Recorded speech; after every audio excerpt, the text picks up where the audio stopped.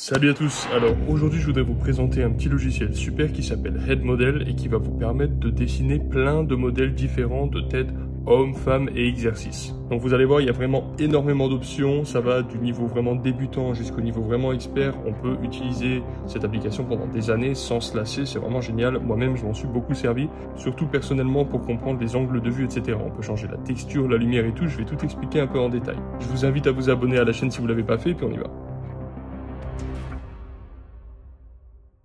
Dans le menu, on peut voir qu'il y a une catégorie tête, et lorsqu'on l'ouvre, il y a plein de têtes différentes. Des trucs un petit peu, on va dire, très débutants, comme ça. Avec juste un début de tête Lumi, on va avoir la tête Lumi. On va avoir ici énormément de choix de têtes différentes. Et ensuite, on a toute une partie d'éclairage où on va pouvoir choisir l'intensité de la lumière et son orientation.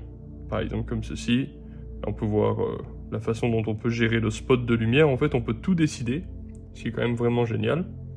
Et on peut gérer aussi bien sûr la lumière de l'environnement. Là on voit qu'il n'y a que du noir et du blanc, c'est très contrasté, mais on peut faire en sorte que la lumière de l'environnement, ça veut dire les zones d'ombre qui sont quand même éclairées par la lumière environnementale, on peut la changer de sorte à ce que ce soit plus ou moins foncé ou plus ou moins clair finalement. Et ça va vraiment dépendre des choix artistiques de chacun.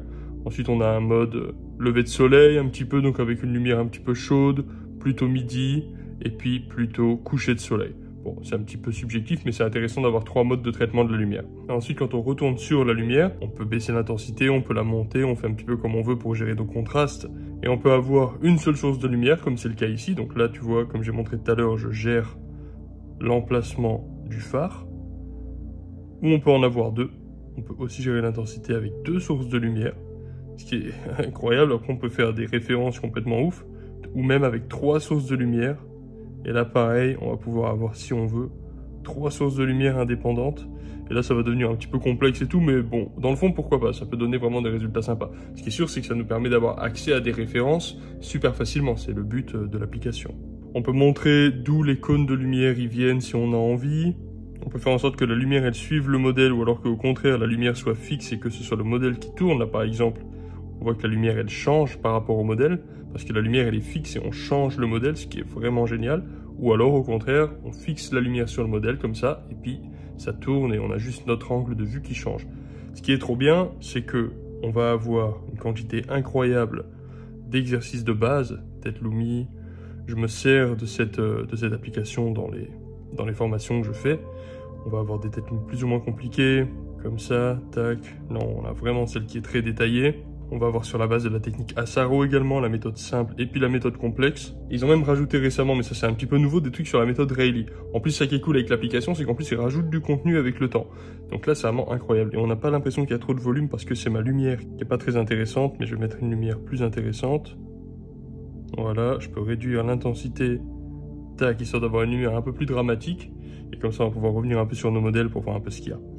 Voilà, donc tout ce qui est la tête Lumi, progression débutant jusqu'à expert, entre guillemets. Tout ce qui est tête Asaro, voilà, donc c'est cool. Ensuite, on va avoir tout ce qui est tête Rayleigh, ce qui est trop bien aussi, c'est la méthode Rayleigh. Donc ça, c'est très intéressant parce qu'on a des morphologies différentes. Mais en plus, tu peux vraiment aller chercher dans le détail, t'entraîner à faire que des regards, avoir des points de vue comme ça, vraiment très intéressant. Des choses qu'on va avoir du mal à avoir avec des références photos. Là, tu es vraiment le maître en fait de ce que tu veux comme référence. Tu vas aussi avoir des trucs d'anatomie, donc tu as un crâne très simplifié qui est vraiment génial. Ensuite, un crâne un peu plus complexe que je trouve personnellement un peu moins joli, mais ma foi, pourquoi pas.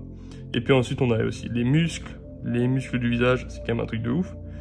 Et à chaque fois, on peut changer la lumière. À chaque fois, tu peux venir et puis changer l'orientation de ta lumière pour chacun des modèles. En fait, si tu veux, l'emplacement de ton éclairage, il est indépendant de la partie modèle finalement. Ensuite, tu vas avoir aussi des portraits classiques. Donc ça, c'est vraiment très très cool. Lui, il est magnifique. On a aussi celui-là qui est très beau. On va mettre un éclairage un petit peu différent. Voilà, comme ça. On a pour le moment 5 portraits classiques. Mais en fait, ils en rajoutent de temps à autre. Et finalement, ça fait que c'est assez cool. Et la version gratuite est quand même bien parce que tu as accès à quelques trucs. Je ne m'en rappelle pas exactement, mais tu as accès quand même à pas mal de choses. Il y a aussi des bustes de type visage naturel, on va dire, avec des ethnies différentes. Ça, c'est vraiment très intéressant. Donc, tu as le morphotype un petit peu européen, africain, asiatique. Alors, pour le moment, ils ont mis que ça, mais encore une fois, ils en rajoutent assez souvent. Et là, on se rend pas compte, mais il y a une masse d'informations, une masse de travail à faire déjà rien qu'avec ça, mais il y en a pour des années avant de tout décortiquer. Et ensuite, on va même pouvoir choisir la longueur focale de l'appareil avec lequel on est en train de prendre le point de vue. C'est pour ça que c'est vraiment un truc de ouf, cette application. Regarde ça.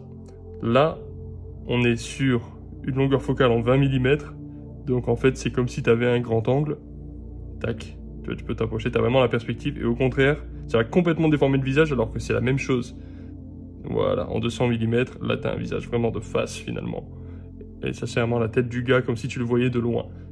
Et c'est marrant comme ça déforme le visage alors qu'en fait c'est seulement la perspective. L'objet est le même en fait, hein. C'est juste ton point de stationnement par rapport à l'objet que tu es en train de voir qui change en quelque sorte. Ton cône de vision en fait.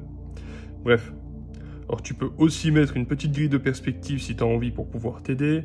Tu peux aussi mettre, ça c'est quoi? Tu peux flipper la statue si tu as envie de la voir à gauche, droite, ce genre de truc.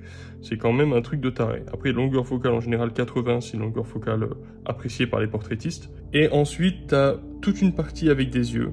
Alors là, tu as des regards simples, mécanisés, des regards compliqués, avec des ethnies différentes. Un regard d'homme plus profond, avec les yeux plus enfoncés dans le visage, je veux dire.